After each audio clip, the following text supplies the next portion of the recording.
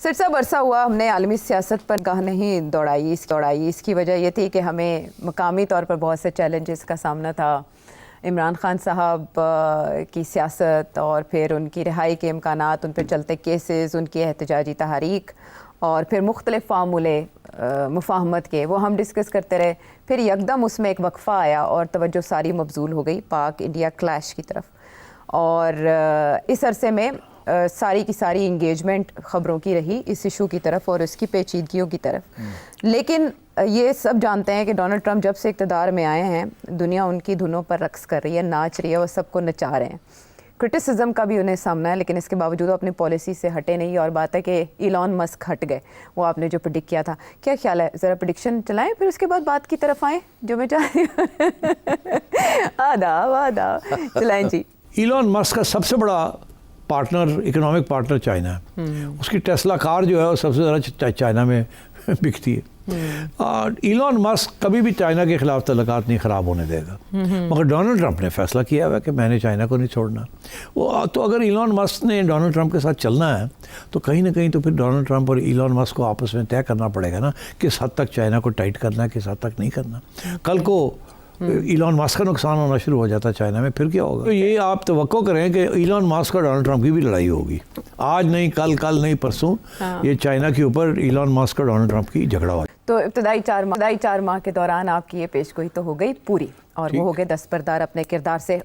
I don't know उनको और किरदार मिलता है या नहीं मिलता, लेकिन मैं आऊँगी बुनियादी मसले की तरफ। बहुत से मिडल ईस्ट का उन्होंने विज़िट किया, सवाल उठ रहे हैं आपसे, लोग जानना चाह रहे हैं चाइना के साथ उनके मामलात कैसे। वो अपनी जगह हम है, लेकिन हमारे पर्सपेक्टिव में अगर बुनियादी तौर पर हम देखें तो वो पाक इंडिया तनाज़ा था, जिसमें यकदम डोनाल्ड ट्रंप की एंट्री हुई। जो पहले इससे गुरेज़ा थे, वो किनारा कश थे कि ये खुद ही सुलझा लेंगे, वो यकदम आए। आपने उसका रीज़न भी बताया कि क्या वजह हो सकती है, बट जिस तरह से वो क्रेडिट ले रहे हैं सीज़ फायर का, वो इंडिया को खफा किए हुए है। यहाँ तक कि वो आंखें चुराते हैं, दामन बचाते हैं इस पर जवाब देने से भी कि जी यूनाइटेड स्टेट्स में था। ये जयशंकर साहब का जवाब है।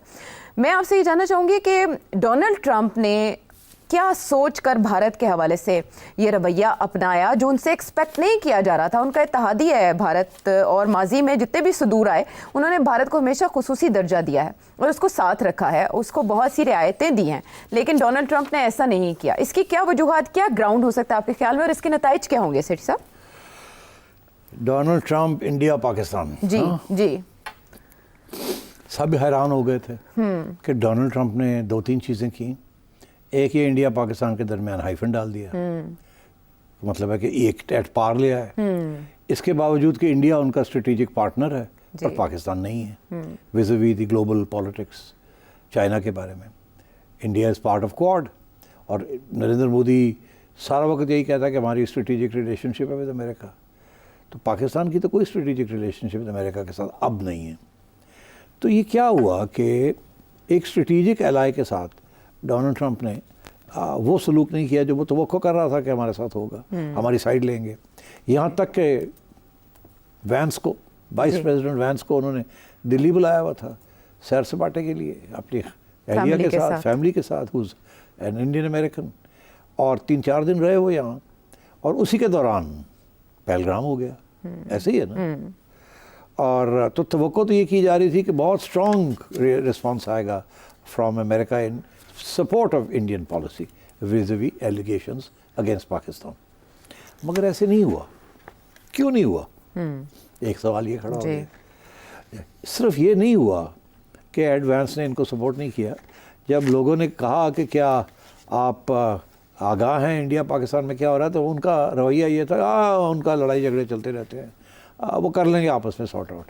ऐसे ही है ना, दे विल फिगर आउट। हालांकि 2 न्यूक्लियर पावर स्टेट्स हैं, तारीख में पहली दफ़ा 2 न्यूक्लियर पावर स्टेट्स के दरमियान इस किस्म की कॉन्फ्लिक्ट होने जा रही थी। तो क्यों नहीं, Y didn't America step in and support India? क्यों नहीं किया? हाँ, तो आगे चलें।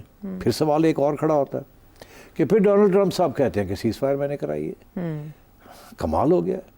और सीज़ फायर की अनाउंसमेंट वाशिंगटन से होती है before even India and Pakistan can say कि ये टाइम है जी।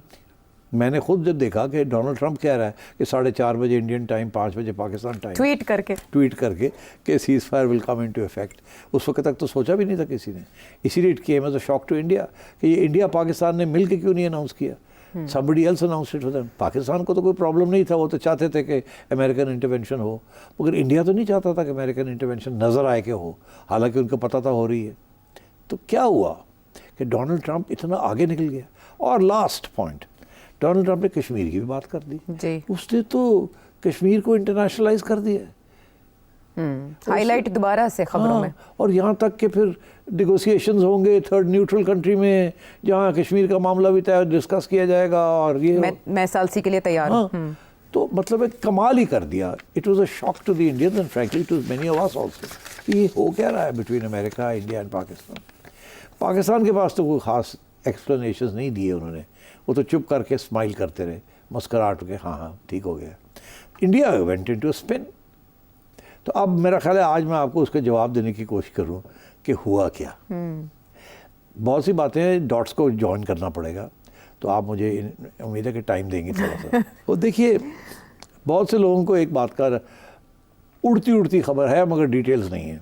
अच्छा। वो क्या कि 6 माह पहले पाकिस्तान की हुकूमत ने ख़ुसूसन SIFC under the leadership of the army chief कुछ फैसले हुए यहाँ।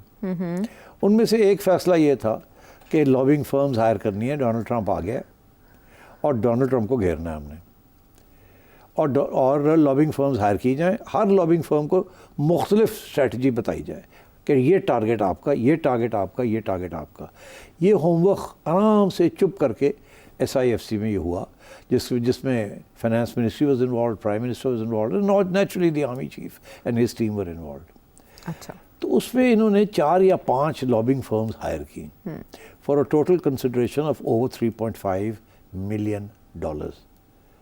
ठीक। अच्छा। उनमें से हर फर्म को मुख्तलिफ ऑब्जेक्टिव दिया। एक फर्म को कहा कि आपने कांग्रेस के साथ राब्ते में रहना है। अच्छा। और ये जो हमारे खिलाफ एंटी डेमोक्रेसी बिल पास हुआ है कि उसको आपने उन लोगों को न्यूट्रलाइज करना। एक फर्म को कहा कि आपने वाइट हाउस में घुसना है और वाइट हाउस में हमारी लॉबी बनानी है। एक को कहा स्टेट डिपार्टमेंट के साथ काम करें। एक को कहा कि डोनाल्ड ट्रंप के बिजनेस एसोसिएट्स हैं उनके साथ रब्ता करें हमारा, एंड सो ऑन। और उन्हें बताएं कि SIFC जो है will open up doors for American investment. मगर सबसे अहम बात ये थी कि जो सबसे लीडिंग फर्म थी वो एक साहब है, उनका नाम है स्टीव विटकॉफ। वो उस वक्त डोनाल्ड ट्रंप के स्पेशल एडवाइज़र थे और roving ambassador Steve Witkoff. Okay. Steve Witkoff की एक कंपनी है जिसका नाम है वर्ल्ड लिबर्टी। ये company, Steve is a real estate investor ji. इसीलिए उनके तल्लुक है डोनाल्ड ट्रंप के साथ। Donald Trump is in the real estate business.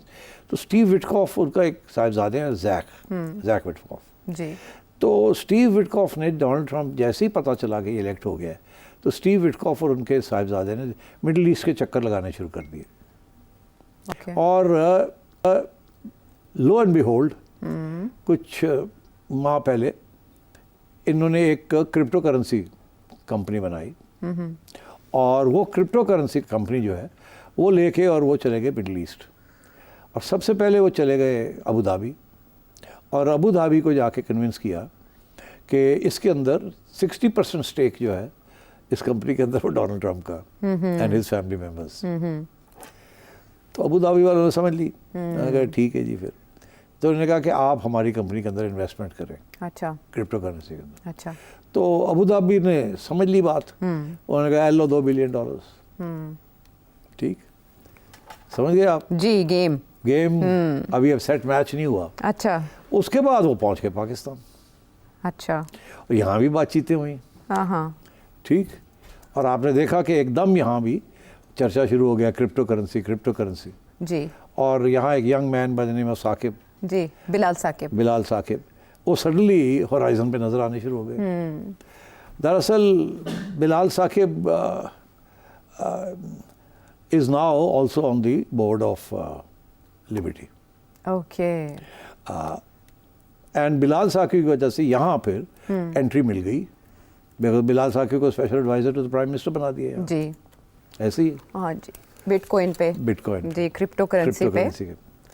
और as we speak Bilal is in America, इधर उधर वो लगे हुए हैं promoting crypto currency opening in Pakistan. इसके बावजूद कि अभी स्टेट बैंक ने, मिनिस्ट्री ऑफ फाइनेंस ने इजाज़त नहीं दी, हाँ। अभी कानून नहीं बने, रेगुलेशंस नहीं बनी, मगर अनाउंसमेंट पहले ही हो गई है, ठीक। और स्टीव विटकॉफ एंड कंपनी के साथ तल्लुकात पहले से बनने शुरू हो गए, ठीक।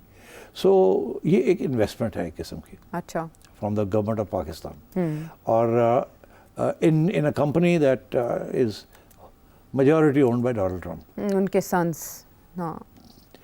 सो अब इसके ऊपर बहुत कुछ है। पाकिस्तान ने स्टेक्स क्रिएट कर लिए, भांप लिया कि इंटरेस्ट क्या है जिससे और अमेरिका के साथ अच्छे ताल्लुकात हो सकते हैं, Donald Trump administration mutual ground, अच्छे ताल्लुकात हो सकते हैं। इसके बावजूद कि स्टीव विटकॉफ जो है वो कहता है मेरा, अब मैंने छोड़ दिया है, I have resign from the company शंपनी, वो सारी ठीक है जी, मगर basically Middle East and Pakistan have realized that the way to Donald Trump's heart is through his pocket. True, crypto. JD Vance ने भी इसका काफी क्रेडिट लिया, उनकी अपनी इन्वेस्टमेंट भी है इन कंपनीज में, हाँ, बहुत इंटरेस्ट है और इसे फ्यूचर कह रहे हैं। ये सारा जो ग्रुप है ना जी, they are all into business. This is the business model. Okay, so he is more of dealer instead of a leader. Well, he is a leader with a dealer, with a dealer complex. Okay. अच्छा, तो I think Pakistan ने 2-3 चीज़ें बड़ी important की हैं। एक ये कि लॉबिंग फर्म्स बना ली हैं, कश्मीर का इशू इन्होंने वहाँ खड़ा कर दिया है। इन्होंने एक फर्म को तो यही कहा कि तुम्हारा तो टारगेट ही है, और अमेरिकन फॉरेन पॉलिसी को आपने इफेक्ट करना है कि यहाँ पाकिस्तान का रीजन के अंदर क्या रोल है, अच्छा, इंडिया के साथ क्या हमें इक्वल एट पार हमें ट्रीट करना है। ऐसे नहीं है कि आप हमें इंडिया की लेंस से हमें देखें, हमें अलग देखें। अच्छा, हमारी इंडिपेंडेंट हैसियत है, रीजन के अंदर क्या रोल है, हम आपकी हेल्प कर सकते हैं विज़-अ-वी आईसिस इन अफगानिस्तान। तो पाकिस्तान ने भी कुछ पत्ते आगे रखे हैं, ओके, ठीक, कि कोऑपरेशन हो सकती है at a strategic level, even though we are not strategic partners. Basically ये है कि जी इंडिया के लेंस के जरिए हमें मत देखिएगा, ठीक। तो long and short of the story सिर्फ ये 5 लॉबिंग फर्म्स जो काम कर रही हैं वहाँ, ये प्रीएम्प्टिव स्ट्राइक कैसे आप, it's a strategic preemptive strike by Pakistan in the field of diplomacy.